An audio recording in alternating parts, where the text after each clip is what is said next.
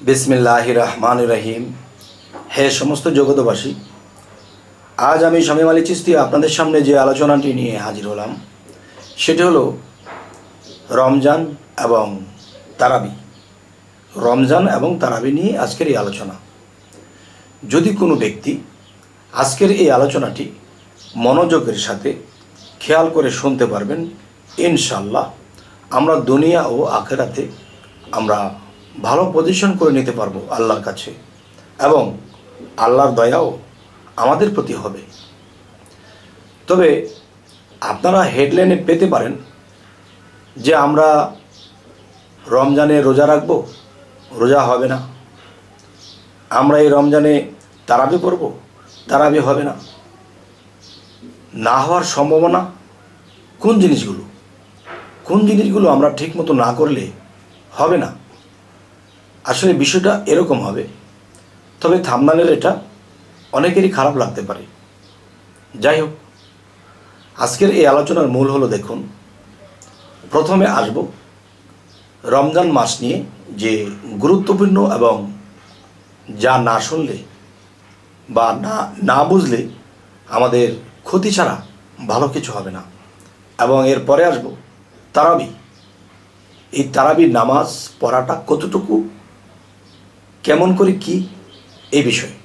প্রথমত আল্লাহর হুকুম যে তোমরা রোজা রাখো। আচ্ছা, রোজা রাখবো আমি যদি না খেয়ে থাকি, এখানে আল্লাহর কি লাভ আছে?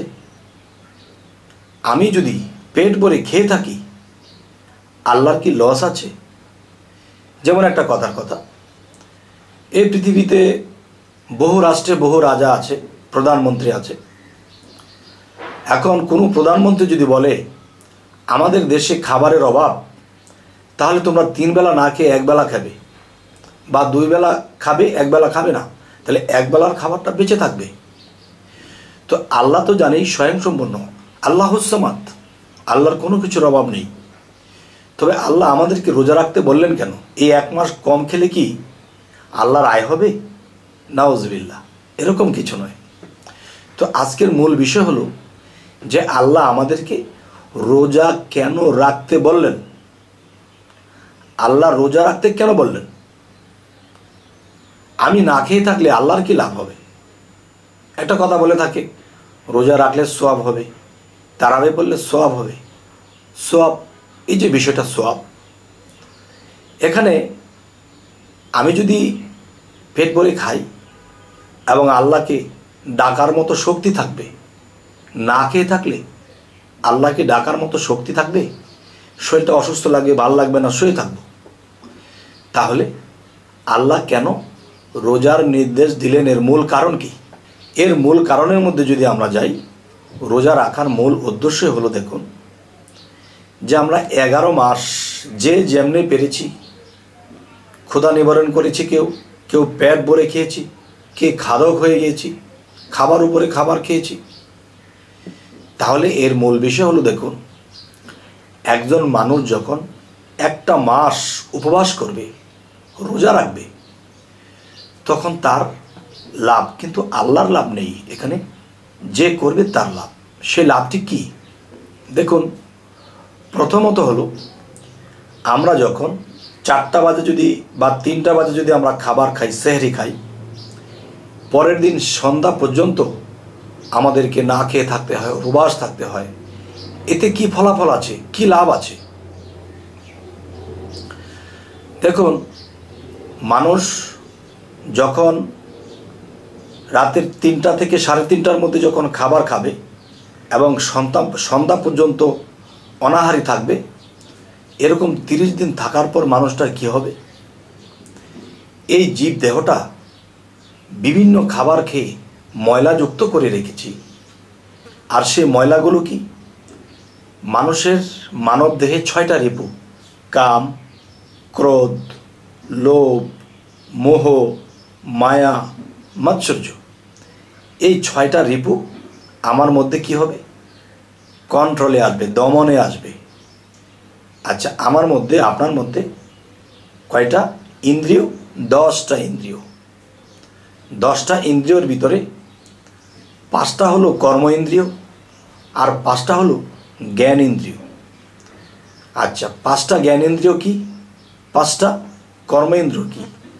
যেমন আমরা মুখ দিয়ে খাচ্ছি, দাঁত দিয়ে চাবিয়ে চাবিয়ে খাচ্ছি, তাহলে এটা কিন্তু আমার মুখটা কর্ম ইন্দ্রিয়, হাত পা কর্ম ইন্দ্রিয়। এবং দেখা যায় পা দিয়ে যখন হাঁটি, এটাও তো কর্ম, এটাও কর্ম ইন্দ্রিয়। এবং পায়খানা প্রস্রাবে খরচ করতে হয়, পানি খরচ করতে হয়, মলমূত্র ত্যাগ করতে হয়, এটাও কর্ম ইন্দ্রিয়। এভাবে 5টা ইন্দ্রিয় কর্ম ইন্দ্রিয়। এবার জ্ঞানেন্দ্রিয় কি? জ্ঞানেন্দ্রিয় যেমন জিহ্বার মধ্যে জাল, মিঠা, তিতা যাই কিছু দিই, জিহ্বাতে দিলে বলে দিতে পারি এটা কোনটা। তাহলে জিহ্বায় দিলে আমরা জ্ঞান করতে পারি আমি জাল, তিতা, মিঠা একটা কিছু দিয়েছি। চক্ষু দৃষ্টিশক্তি, চক্ষু দিয়ে আমরা দেখি, দেখে অনেক কিছু জ্ঞান করি, চক্ষু একটা জ্ঞান ইন্দ্রিয়। কান দিয়ে শুনি, এটা একটা জ্ঞান ইন্দ্রিয়। আচ্ছা, মানুষের শরীরে একটা পিঁপড়া হাঁটলে বলে দিতে পারি একটা পিঁপড়া হাঁটছে, স্পর্শ শক্তি, এটা একটা জ্ঞানেন্দ্রিয়। আচ্ছা, তাহলে এভাবে কর্ম ইন্দ্রিয় 5টি এবং জ্ঞানেন্দ্রিয় 5টি। এই জ্ঞানেন্দ্রিয়, কর্মেন্দ্রিয় এবং জ্ঞানেন্দ্রিয় এদেরকে গ্রাস করেছে কে? 6 রিপু গ্রাস করেছে। আর 6 রিপু যখন গ্রাস করে ফেলে তখন 6 রিপুর মধ্যে কয়জন? কাম, ক্রোধ, লোভ, মোহ, মায়া, মৎসর্য। এখন এই 6টা রিপুর ভিতরে এই 6 রিপুর মাস্টার হলো কাম। এই 6 রিপুর মাস্টার যদি কাম হয়, দেখেন একটা সুন্দরী রূপসীর দিকে দৃষ্টি করেছে, তখন এখানে কাম কাজ করছে, মেয়েটা সুন্দর না জানি কেমন। বা একটা লোভনীয় বস্তুর দিকে তাকিয়েছে, কাম, ক্রোধ, লোভ, এই লোভ রিপুটা কাজ করে। মাৎসর্য, আমার পৃথিবীতে সয় সম্পদের লোভে পড়ে বা এর মোহে পড়ে আমি বিভিন্ন খারাপ করি, সম্পদ জমানোর জন্য অন্যের মাথায় বাড়ি দিয়ে আমার সম্পদ জমা করি। তাহলে 6টা রিপু 10টা ইন্দ্রিয়কে গ্রাস করে, তখন 10 ইন্দ্রিয় খারাপ কাজে লিপ্ত হয়, ভালো কিছু করে না। তাই রোজা রাখার মূল উদ্দেশ্য, মানুষ যখন রোজা রাখে তখন কি হয়? তার জীব দেহটা দুর্বল হয়, জীর্ণশীর্ণ হয়। তখন কি হয়? মানব দেহের ভিতরে তখন 6টা রিপু দুর্বল হয়। কেননা মন এবং জ্ঞান, এই মন এবং জ্ঞানকেও গ্রাস করে ফেলে এই 6 রিপু। যখন আমরা রোজা রাখতে থাকবো তখন কি হবে? জ্ঞান, মন সঠিক পথে চলবে, 6 রিপু সে কাজ করতে পারবে না, তখন 10 ইন্দ্রিয়কে খারাপ দিকে নিতে পারবে না। তখন এই রোজা রাখতে রাখতে এমন একটা পর্যায়ে চলে যায়, মানুষটি সূক্ষ্ম পথে চলে আসে, মানুষ খারাপ কিছু করে না, খারাপ কিছু করতে গেলে তার বাদে আমি রোজাদার। আচ্ছা, তো এখানে আরেকটি বিষয় হলো, দেখুন সেই বিষয়টি হলো, যখন আপনি আমি রোজা রাখতে থাকব তখন আরও একটি জিনিস ঘটবে। দুনিয়ার কাম, ক্রোধ, লোভ, মোহ, মায়া যখন কন্ট্রোল হয়ে আসবে তখন জীব দেহটা দুর্বল হয়ে যায়। দেখবেন আপনি সারাদিন রোজা রাখার পরে বিকেল যখন হয়ে গেছে, শরীর দুর্বল হয়ে গেছে, কেউ আপনাকে গাল দিচ্ছে, আপনার শরীর দুর্বল, তাকে একটা চর থাপ্পড় দিবেন, শরীরে শক্তি করে না, যাক গালাগালি করুক, আমি চলে যাই, আমি রোজাদার। তখন তাকে আঘাত করার থেকে আপনি বেঁচে গেলেন, একটা পাপ করার থেকে বেঁচে গেলেন।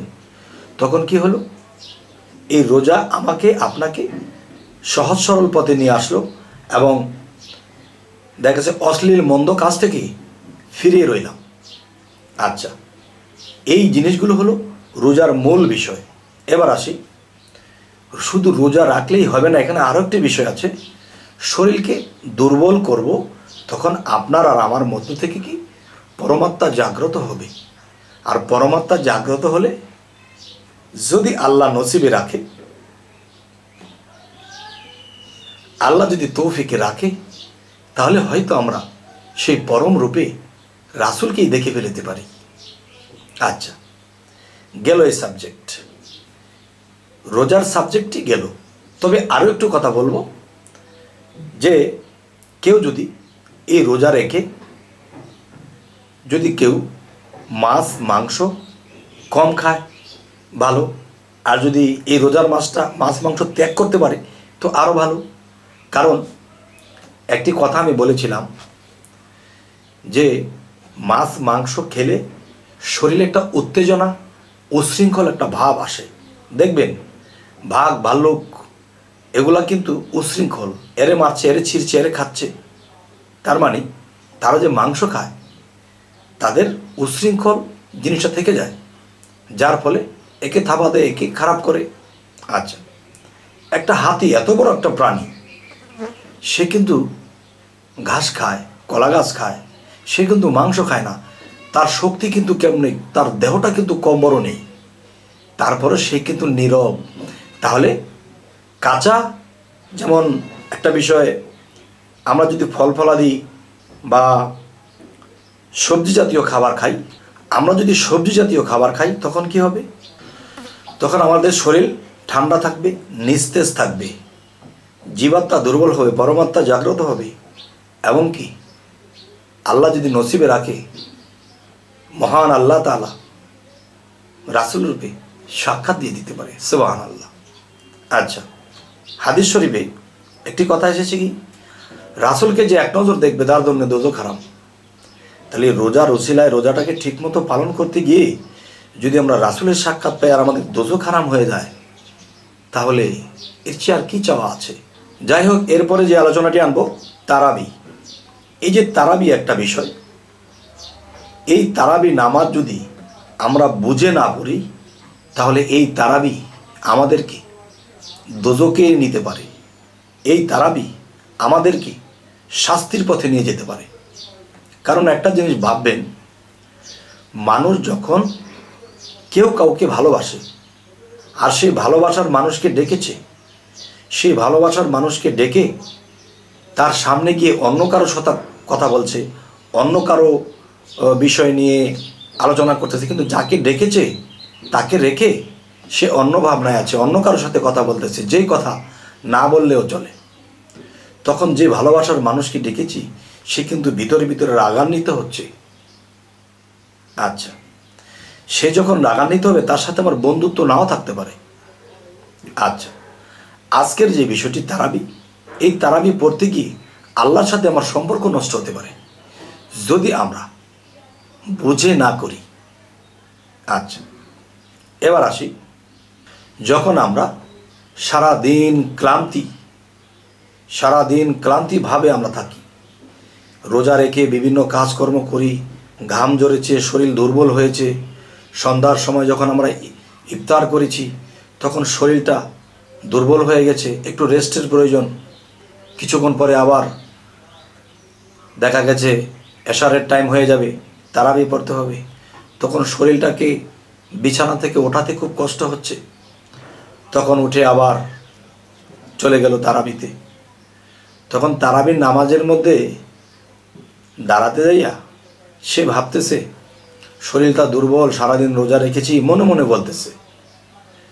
তখন সে ভাবতেছে খতম তারাবি তো, কত লম্বা লম্বা কেরাত টান দিবে, কত সময় লাগে, এতক্ষণ কি দাঁড়িয়ে থাকতে পারবো, শরীরটা খুব দুর্বল, ক্লান্তি। তখন একটা সময় দেখা গেছে কি, সে বেশি দুর্বলওয়ালা মানুষটি নামাজ থেকে কেউ হেলে পড়ে গেছে কারো উপরে, কারো ঘুম এসে গেছে, সেজদার মধ্যে গেছে, সেজদার খোকরিয়ে ঘুমাচ্ছে, সেজদার মধ্যে পড়েই রুকু সেজদা দিয়ে সবাই উঠে গেছে, কিন্তু সে তো সেখানে সেজদা দিতে যাইয়া ঘুমিয়ে গেছে, এমন দুর্বল। তাই আমি বলবো যে কোনো ব্যক্তি যদি এরকম দুর্বল অনুভব করেন যে আমি দাঁড়িয়ে থাকতে পারবো না তখন, তাহলে 8 রাকাত নামাজ ঘরের কোণে জায়নামাজ বিছিয়ে চোখের পানির সাথে 8 রাকাত পড়েন। 8 রাকাত পড়তে কষ্ট হচ্ছে, 4 রাকাত পড়েন চোখের পানির সাথে। চোখের পানির সাথে আল্লাহর প্রেম ভাবের সাথে যখন পড়বেন তখন আল্লাহ খুশি হয়ে যাবে যে যখন সে 4 রাকাত পড়ুক, 8 রাকাত পড়ুক, সে মন লাগিয়ে পড়েছে, আমার খেয়ালে পড়েছে, তার চোখের পানি ঝরিয়েছে। তখন কি হবে? তখন আল্লাহ তার প্রতি সন্তুষ্ট হবে। আর আমি 20 রাকাত পড়তে গিয়েছি, 20 রাকাত পড়তে যাইয়া আমি মোচড়াচ্ছি, কখন শেষ হবে নামাজ, এত লম্বা লম্বা কেরাত টান দিচ্ছে, শরীরটা দুর্বল, না পারে পিছন থেকেই হেঁটে যায়, তাহলে পিছনে মন রেখে যদি নামাজ পড়ে, এই নামাজে সে দোজকবাসী হতে হবে। যে আল্লাহু আকবার, আল্লাহকে হাজির নাজির করে আমরা দাঁড়িয়ে গেছি, এখন আল্লাহকে হাজির করে আমি এখন অলসতা করতেছি, শরীর জানি কেমন লাগছে, নাকি পিছন দিয়ে চলে যাব। যাকে আল্লাহু আকবার, আল্লাহ তুমি সর্বশক্তিমান, তোমাকে হাজির নাজির করে আমি নামাজে দাঁড়িয়ে গেছি, আর সেই ব্যক্তি যদি সেই আল্লাহকে সামনে দাঁড় করিয়ে সে যদি পিছন দিয়ে চলে যেতে চায়, কখন নামাজ শেষ হবে সে মোচড়াতে শুরু করেছে, তাহলে এই নামাজে কিন্তু দোজকবাসী হতে হবে।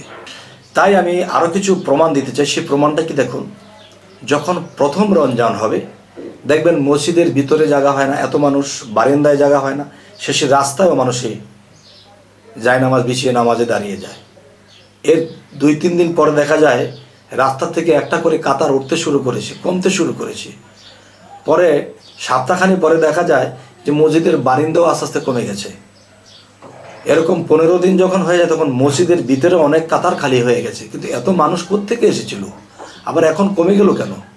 শেষ রমজান পর্যন্ত তারা অটল নেই কেন?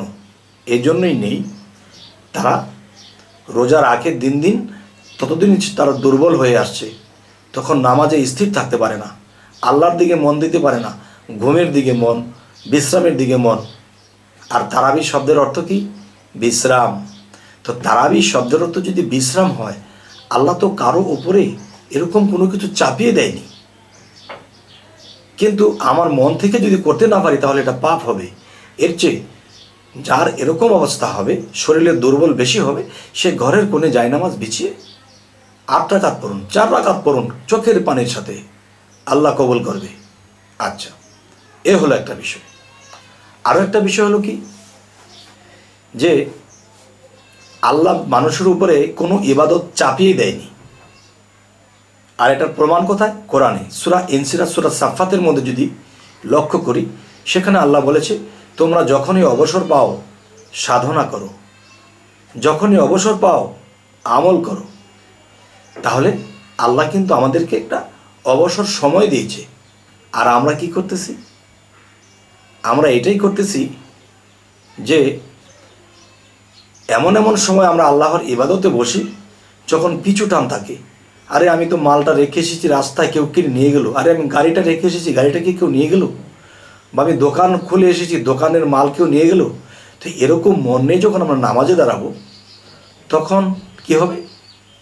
তখন আল্লাহ রাগান্বিত হবে যে তুমি আমাকে হাজির নাজির করে আল্লাহু আকবার বলে দাঁড়িয়েছ, কিন্তু মন রেখেছো তোমার অন্যদিকে। তখন এই নামাজে আমার দোজকবাসী হতে হবে। তাই বলবো কি, হে সমস্ত জগতবাসী, যে আমরা আল্লাহর কিছু ইবাদত আছে, গোপন ইবাদত আছে, রাতের গভীরে করব। আর দিনের বেলায় যে ইবাদতগুলো আছে সেগুলো এমন সিস্টেমে করবো যেন আমার পিছু টান না থাকে। আচ্ছা, তাহলে আজকের মূলত বিষয়টা হলো কি, তারাবি পড়তে যাইয়া, আল্লাহকে সন্তুষ্ট করতে যাইয়া যদি আল্লাহকে অসন্তুষ্ট করতে হয়, তাহলে ওরকম নামাজ কেন পড়ব? যেই নামাজে আল্লাহ সন্তুষ্ট হবে এবং যেভাবে মন লাগিয়ে পড়তে পারবো, চোখের পানি ঝরবে, আমি সেভাবেই পড়ব। তাহলে 10 দিন নামাজ পড়ে আমি যা পাবো, আমি একদিনই তা পাবো। আচ্ছা, তবে এই আজকের যে আলোচনাগুলো করলাম, আপনারা কি কেউ মনে কষ্ট পেয়েছেন? তবুও জানাবেন। আজকের আলোচনা কেউ ভালো লাগছে? তবুও জানাবেন।